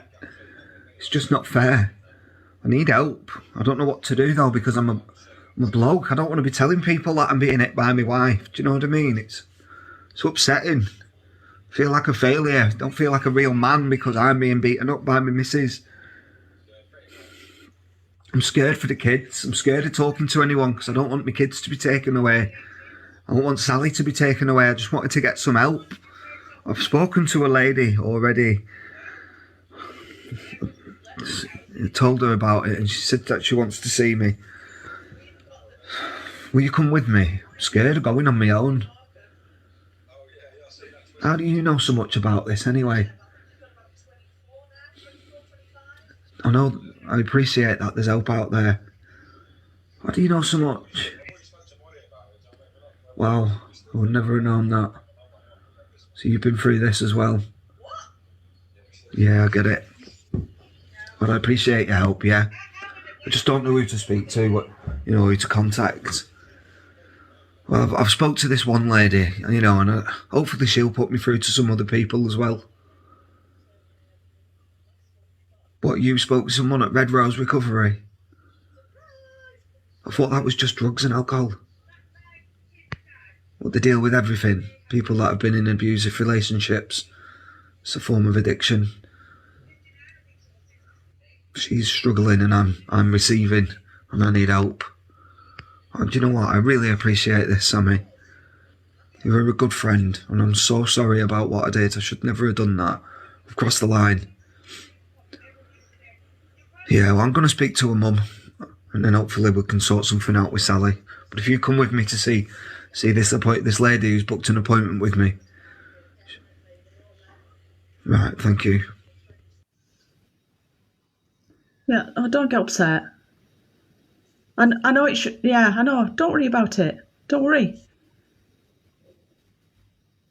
I know you still love her. I know you do. Look, don't worry about that. It's done. I'm not, you're a friend and you overstepped the mark, but don't worry. I don't know why. I don't know why. I haven't got the answers, but you need some professional help. I know. And no, you don't deserve it. You're right. Of course, you're a real man. The kid won't be taken away. No, don't get upset. Look, that's in the past. Yeah, what lady?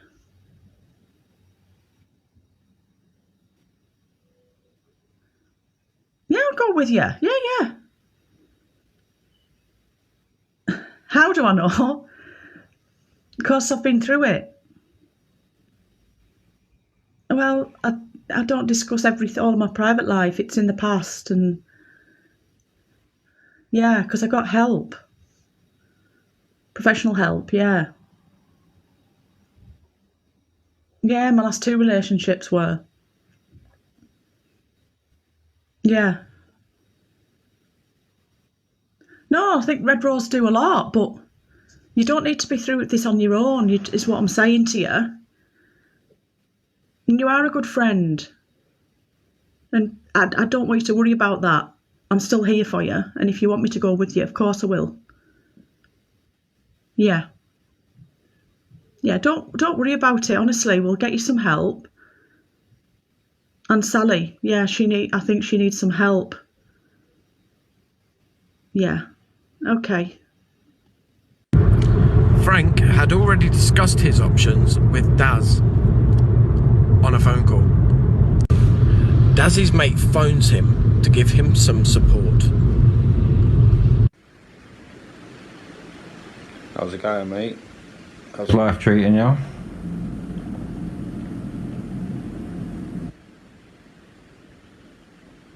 Oh, mate, it's still happening. It's still happening, mate. I mean, it's not too good, really.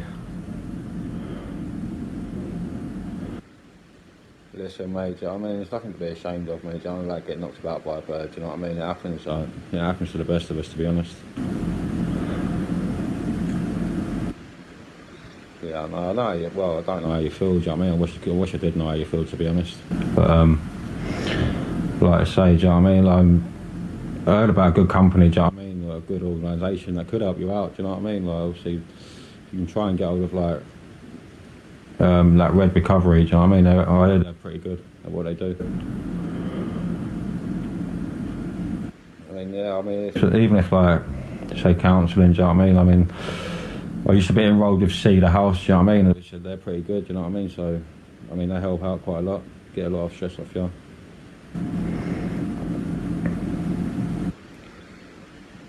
Yeah, I know, it's got to be hard, mate, do you know what I mean? It's got to be hard to come out of it, do you know what I mean, to be honest? But, like I say, it's nothing to be ashamed of, mate, do you know what I mean? It is what it is, to be honest with you.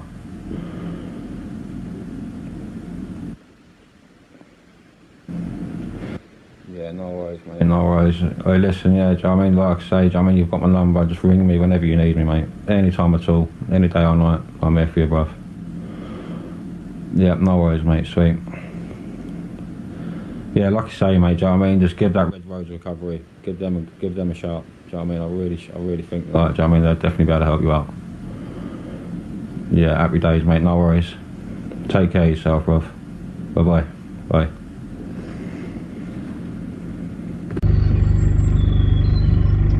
Hey, bud. You alright? Yeah, man, I've just left Sammy's. No, you nutter, I'm not doing nothing like that. No, I just made a bit of a tit of myself, to be fair, mate. So, yeah, just the stuff going on, you know, with Sally and that. Fucking... Yeah, man. Alright. Alright. Red Rose Recovery. Okay. Yeah, man. Heard of that, yeah. Cedar House Trust. Oh, man, yeah. No, it's difficult, mate. It's really hard work, you know. And smacked about by your bird and that. And mad. Oh, you don't want to know what I mean, mate. You don't want to experience it. It's crap. Oh, thanks anyway, dude. Yeah. No, I really appreciate that, bud. Yeah. No, I'm feeling a bit more positive, mate. You know, a little bit more positive. Yeah, I've been given some good advice of some good friends, you know, it's need your friends around you with this sort of stuff. Just hope me and Sally can get back on track and sort it. Yeah, man. Yeah, some counselling or something like that. Yeah, bro, no worries, mate. Nice to speak to you, pal. Thank you, bye. Yeah, thanks, Sammy. Yeah, I know, I'm going to get in touch with these people. I said I'm going to ring Boss now. It's a good idea. Ring Boss, ask him for a bit of time off. See if he won't help me out with it. Alright, my love. Thank you. I'll speak to you in a bit, yeah? Alright, thanks very much. Hiya, boss. Yeah, it's Daz, mate. How are we doing? Yeah, mate. I need some time off, boss. I'm in a bad place at the minute. And I just need some time off, mate. I need to just get some stuff sorted. Me and Sally are having a really bad time, mate. I'm having to go for counselling and stuff like that. Alright, mate. Yeah, just thanks a lot, boss. I appreciate that. Cheers, mate. Bye-bye. Yeah, hiya, Daz. Yeah. Right, okay. No worries. I'll cut you a break this time. You can take a couple of weeks off, you know, till you get everything sorted out. Okay, mate. I hope you get everything done and that, you know. Okay, take care now. Bye-bye. Frank phones Sally.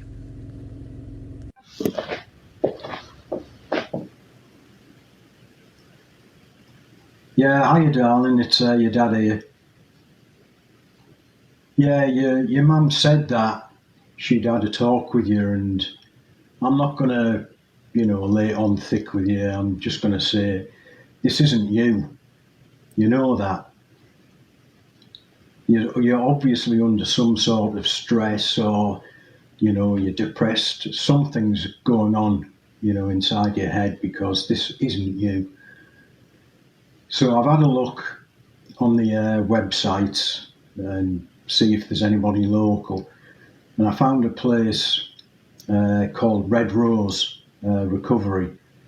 So if you've got a pen and paper, write this down. It's www.redroserecovery.org.uk. No, don't cry, love, don't. No, you know, this is just it's an obstacle, it's a hurdle. We can get through this if we all just work together.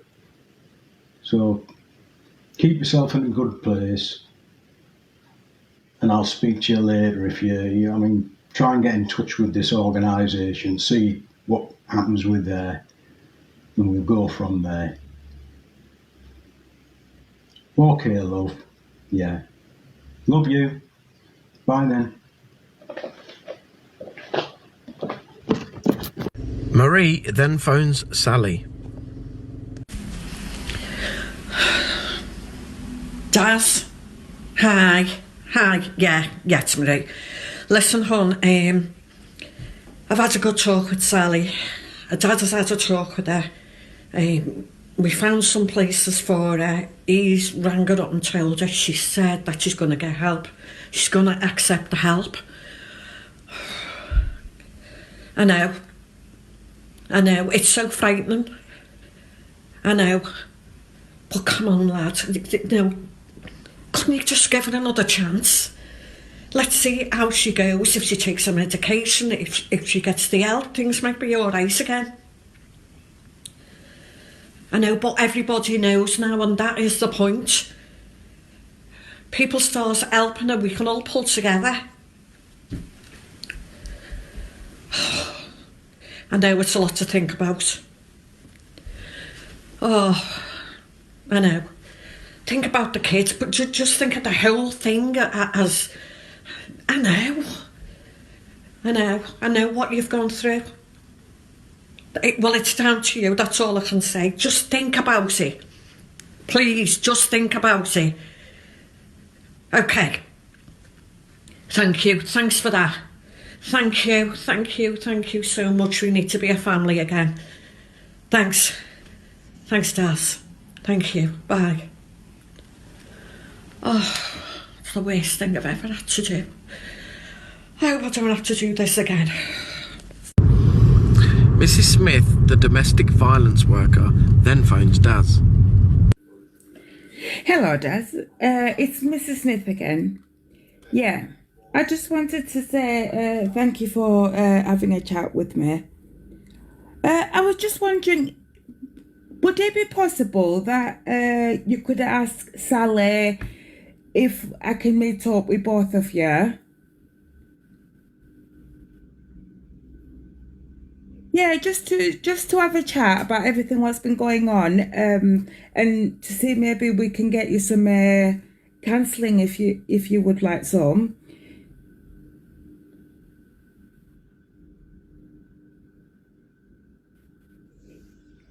Yeah, there'd be you can have a one-to-one counselling, or you can do some group counselling where we've got other couples that are going through the same thing.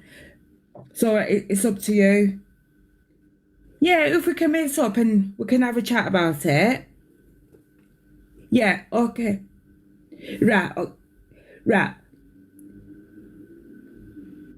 Let me know when you've had a chat with her, then we can sort out a meeting with 3 of us together. Thank you again. Goodbye. You're welcome. Thank you. Bye-bye.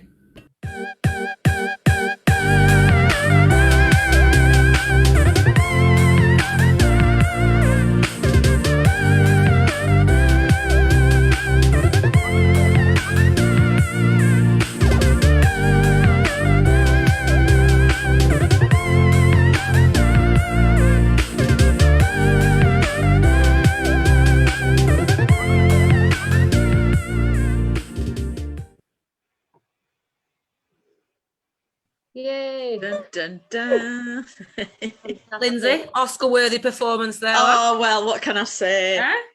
Shocked everybody, Sarah, because it was like, oh, Lindsay, she's going to set a man trap, and I turned him down. Shocked everybody. Yeah, look at that. Huh? Huh? Yeah. Being accountable for your actions. Love it. Twisting the tail. That's it, Lindsay. Boundaries. Well done. Yeah, exactly. Love it. That 4 hours boundary training the other day came in very handy. Yeah. Healthy relationships. There we go. Yeah. Is there any comments, Lindsay? We've got, people commenting on that. Chris Rawlins was just saying he wants to see the bloopers. You should do a bloopers reel. If she lost her phone, she'd be sectioned. And I said something similar as well. She's got pictures of the dog, her husband's legs. I don't know if you could hear sometimes the background, but whenever Barbara films, you can usually hear some snoring in the background. It's her dog. Not her husband.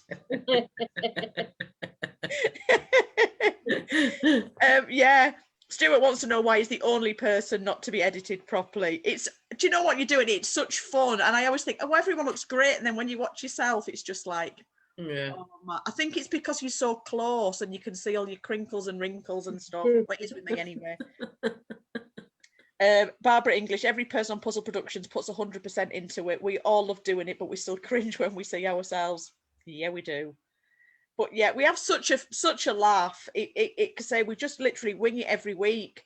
So if anyone does want a part, it's a case of we haven't really got an end, a start, a middle, and an end. We just, depending on who turns up on a Monday morning. So if you do want to have a go, like that guy that was on there, that was Dazzy's friend, we just said, yeah, do you want a part? And we just said, yeah, we'll just write him in.